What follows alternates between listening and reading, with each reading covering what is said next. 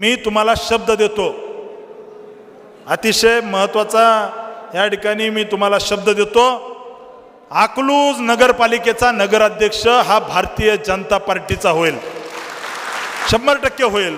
तुम्ही ताकदीने तालुक्यामध्ये काम उभा करा। तुमच्या केसाला जरी धक्का लागला ना तर हा राम सातपुते या ठिकाणी कशाचाही विचार करणार नाही। तुम्ही पूर्ण ताकदीने काम करा, तुमच्या केसालाही धक्का लागणार नाही। आणि येत्या काळामध्ये सगळ्या निवडणुका आहेत, 3 महिन्याच्या म्हणजे मे मध्ये, साधारणतः एप्रिल मे मध्ये जिल्हा परिषद पंचायत समितीच्या निवडणुका लागतील, त्यानंतर नगरपालिकेची निवडणूक लागेल आणि भविष्यामध्ये ह्या सगळ्या निवडणुका आपल्याला हे तुम्ही सगळे प्रमुख कार्यकर्ते तुमच्या जोरावरती लढवायच्या। त्यामुळे येत्या काळामध्ये तुम्ही सगळ्याने ताकदीने काम उभा करा। तुमच्या सोबत देवेंद्रजी फडणवीस साहेब आहेत, तुमच्या सोबत आपले प्रदेशाध्यक्ष आहेत नरेंद्रजी मोदी साहेब आहेत, आणि आपण सगळ्यांनी मिळून 71,000 सदस्य करायचे आहेत। आणि येत्या काळामध्ये तालुक्यातल्या सगळ्या निवडणुकांवरती, सगळ्या असणाऱ्या स्थानिक स्वराज्य संस्थांवरती भारतीय जनता पार्टीचा झेंडा फडकवायचा आहे।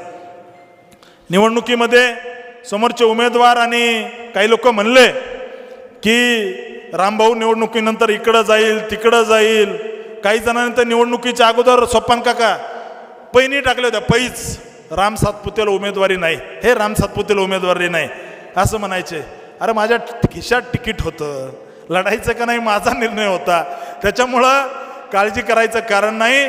आयुष्याच्या शेवटच्या श्वासापर्यंत हे प्रमुख कार्यकर्त्याची निवडणुकीनंतर सुजय भैया पहिलीच बैठक होती, त्यामुळे मी पहिल्यांदा सांगतोय आयुष्याच्या शेवटच्या श्वासापर्यंत हा राम सातपुते माळशिरस तालुक्यातच राहणार, माझं घर इथं राहणार।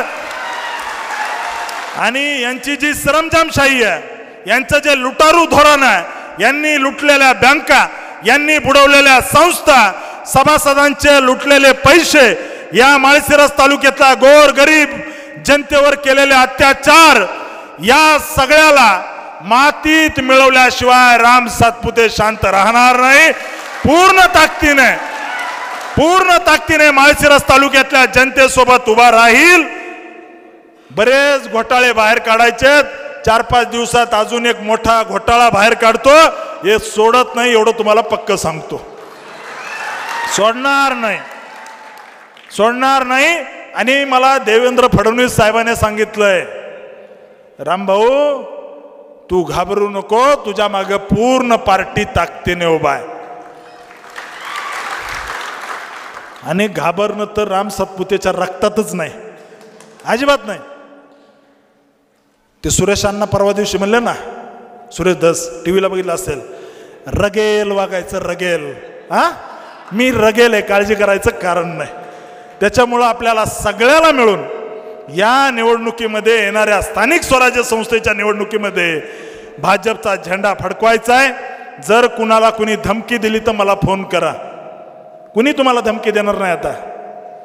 त्याच्यामुळं कोणी जर वाकड्यात गेलं तर तुम्ही काही करू नका, मला फक्त सांगा, त्या ठिकाणी 20 मिनिटात तालुक्यातल्या कुठल्याही कोपऱ्यात मी 100% पोहोचेल। येत्या काळामध्ये आपल्या प्रमुख नेते मंडळी असतील, सगळ्यांची एक टीम बनवून तालुक्याच्या कानाकोपऱ्यामध्ये हे सदस्य तेवले प्रवास करतीलच। महाराष्ट्रासह सोलापूर जिल्हा आणि माळशिरस तालुक्यातील महत्त्वाच्या आणि ताज्या बातम्या पाहण्यासाठी भूमिपुत्र न्यूज चॅनलला YouTube वर सबस्क्राइब करा आणि बेल आयकॉन प्रेस करा।